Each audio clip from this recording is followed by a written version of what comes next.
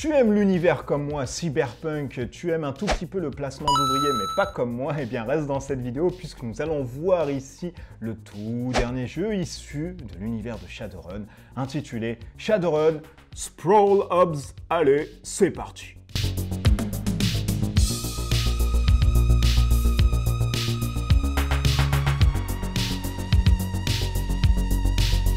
Shadowrun Sprawl Ops, qu'est-ce que c'est? C'est un jeu de 2 jusqu'à 4 joueurs, c'est édité chez Catalyst, c'est sorti en 2019 via campagne Kickstarter. Attention toutefois, puisqu'il y a du grabuge dans cette campagne, même s'il a été financé, tous les US sembleraient avoir reçu leur pledge Legendary ainsi que le Corset, et les autres... Effectivement, les autres, eh bien c'est le grand néant puisque des Français n'ont rien reçu, là où des Américains ont reçu 2 fois des choses, il y a des problèmes, etc. Le retail a reçu plein de trucs, enfin bon bref, c'est l'anarchie totale, mais cette vidéo est faite pour vous présenter directement le jeu et ne pas revenir sur cette campagne désastreuse de distribution qui, je l'espère, va grosso modo avoir une bonne finalité pour nos amis français. Ok, dans Shadowrun Sprawl Ops, vous allez être à la tête d'une organisation avec des Shadowrunners que vous allez pouvoir récupérer, mais on ne récupère pas dans Shadowrun, on recrute avec des Nuyen, donc vous allez recruter des Shadowrunners, donc des runners plus précisément, vous allez les envoyer dans différents districts, c'est là où on va avoir l'aspect placement d'ouvriers, et le but étant de réussir le grand final, la grande mission qui est commune à tout le monde, donc c'est une sorte de course où celui qui réussit la grande mission à la fin, est directement le plus grand vainqueur autour de la table. Allez, sans plus attendre, mes amis chummers, voyons ensemble comment se joue plus précisément Shadowrun Sprawl Ops. Allez, c'est parti!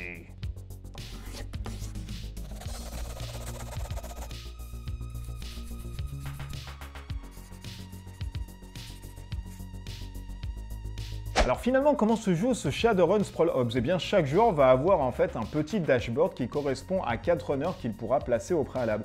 Bien évidemment, à l'origine, vous démarrez avec 3 runners, vous n'avez pas encore de l'équipement, il faudra les équiper, donc c'est pour ça qu'il faudra placer vos personnes à l'intérieur de la map de Seattle, une map, encore une fois, qui est... Alors c'est la meilleure map que j'ai pu trouver de toute ma vie dans un jeu de société. Une map qui est glossy, shiny, avec un effet rétro cyberpunk. Mon Dieu que c'est formidable en termes de plateau. Mais je ne reste pas plus longtemps là-dessus parce que sinon je vais m'émanciper sur cette carte qui est juste tout bonnement géniale. Une fois que vous avez récupéré vos personnages, vous allez placer vos personnes en commençant par le premier joueur. Vous placez un peu vos runners, donc les Street Samurai, le Face Roll, le Mage, ainsi que le Digger Rigger. Vous les mettez où vous voulez. Et du coup, ce placement d'ouvriers va vous permettre d'avoir des bonus par rapport aux runners. Mais que serait donc Shadowrun si on ne pouvait pas acheter des items, si on ne pouvait pas surtout faire essentiellement des runs? Et vous allez en faire des runs ici pour pouvoir équiper vos runners et les rendre un peu plus performants. Effectivement, quand vous allez faire une mission, vous allez choisir une mission et vous allez avoir plusieurs niveaux avec des symboles. Ça veut dire quoi? Ça veut dire que vous êtes dans une carte de mission, vous allez avoir différents stages. Un stage vous permet de lancer 3 fois votre pool de dés, le pool de dés étant constitué des runners que vous allez mettre à disposition dans cette mission. Si vous mettez les 3, vous prenez l'ensemble de dés, items ainsi que armes bioniques et tout un plan chirurgical bionéronautique que vous allez mettre dans vos runners qui vont constituer votre pool de dés. Une fois que vous avez fait ceci, vous lancez vos dés. Donc pour chaque icône que vous allez pouvoir faire, vous allez pouvoir pallier un stage de dés. Vous avez le droit à avoir 3 relances. Si au bout de ces 3 relances, vous ne pouvez rien faire, vous perdez directement cette mission. Vous ne perdez rien d'autre, uniquement cette mission. Vous la défaussez, vous avez juste perdu votre temps. Prenez garde surtout, puisque dans les missions, elle peut s'avérer dangereuse. Effectivement, sur vos dés, vous allez avoir des icônes de Joker ou alors des icônes de Shadowrun, appelez ça comme vous voulez. Et ces icônes vont vous permettre de subir des dégâts. Dès que vous en subissez un, vous êtes blessé. Si vous en subissez un autre, vous êtes directement mort. Donc gardez à l'esprit qu'il faudra vraiment faire attention dans ce système de push your luck, puisque pour chaque relance que vous allez faire potentiellement, votre runner va être de plus en plus gravement blessé. À savoir que pour pallier à ce problème, vous pouvez directement défausser un dé d'icône qui annule directement un dé de touche. Donc c'est là où vous allez aussi user un peu de stratégie.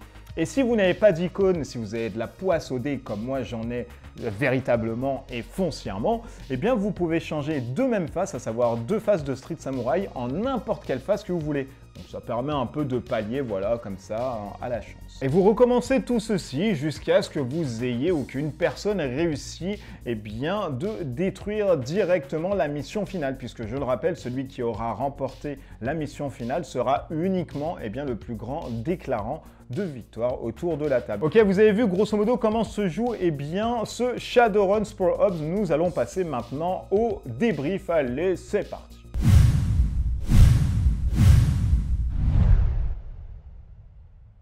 Allez, maintenant on passe au point positif du jeu. Premier point positif ici pour moi, le gros point positif ici, eh bien c'est l'univers, le thème cyberpunk, Shadowrun que j'aime énormément et du coup qui m'a fait acheter ce jeu en fait comme ça sans savoir même de quoi il était question. J'ai vu un peu le matériel, je me suis dit ouais, je dois foncer, c'est formidable. Je me suis un peu précipité et quand j'ai en fait lu les règles, je me suis dit c'est plutôt pas mal un jeu de placement d'ouvriers avec du push your luck, moi qui aime bien l'aider, et bien forcément ça marche bien. Comme je vous l'ai dit, le système de push your luck ainsi que le placement d'ouvriers que moi j'affectionne pas tellement, bah ici bizarrement avec un thème qui est très onirique et que j'affectionne énormément, eh bien ça marche très bien parce que c'est du placement en fait d'ouvriers qui est très léger, on est loin des Puerto Rico ou d'autres jeux de ce type qui vont vous permettre d'harmoniser, faire des combos, etc. Là on a quand même et tous les dés, on va acheter un flingue qui va nous donner certains types de dés, on va avoir aussi eh bien, un rigueur qui lui va nous permettre de faire des choses à côté, etc., de relancer, donc c'est plutôt pas mal. Moi j'aime bien cette fluidité, le gameplay, on apprend les règles franchement en 5-10 minutes et on peut jouer directement et la mise en place est très rapide donc c'est tout bonheur. Et enfin, le gros point positif, même si c'était au préalable le domaine du cyberpunk et l'univers Shadowrun, eh bien c'est le matériel pour simplement la carte qui est juste énorme, c'est la meilleure carte que j'ai pu voir de tous les jeux de société que j'ai pu faire et j'en ai quand même une collection de 200 à 300 chez moi et franchement, toute cette map, le district de Seattle qui est bien glossy, rétro, brillant, etc. C'est tout bonnement génial, franchement, c'est du travail d'orfèvre. Allez, on passe maintenant au point négatif du jeu. Premier point négatif ici du jeu, c'est bête à dire, mais je vous présente un jeu que potentiellement vous allez pouvoir ne jamais avoir. Pour la simple et bonne raison que si vous ne le trouvez pas dans diverses boutiques, etc. en VO, j'ai l'impression que vous allez le trouver en fait nulle part. Moi qui voulais avoir l'édition Legendary que j'ai pu avoir ensuite à côté en loose day, c'est compliqué parce que problème en fait de fournisseurs, etc. Problème de production. Apparemment il y a un reprint qui doit être fait mais on ne sait pas quand.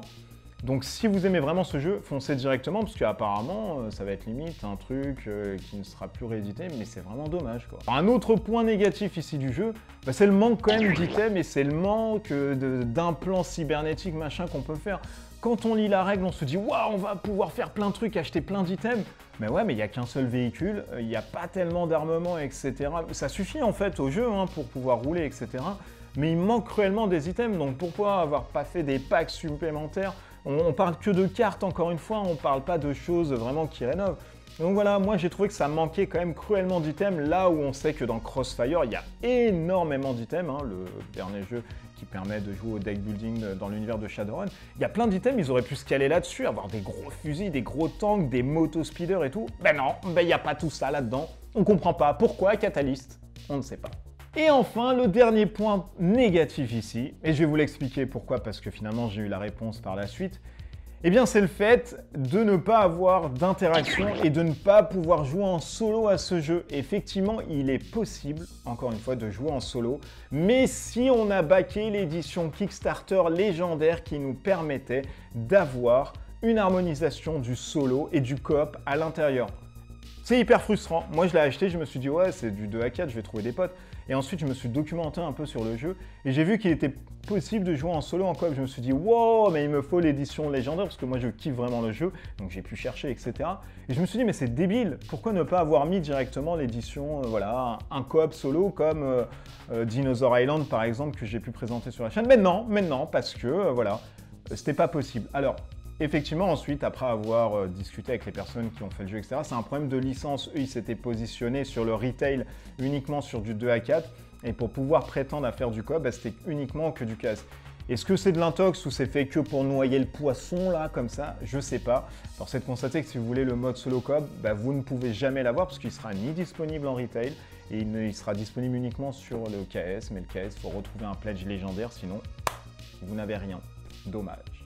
Ok, alors est-ce que je recommande finalement ce qui est là, Shadowrun Sprawl Ops.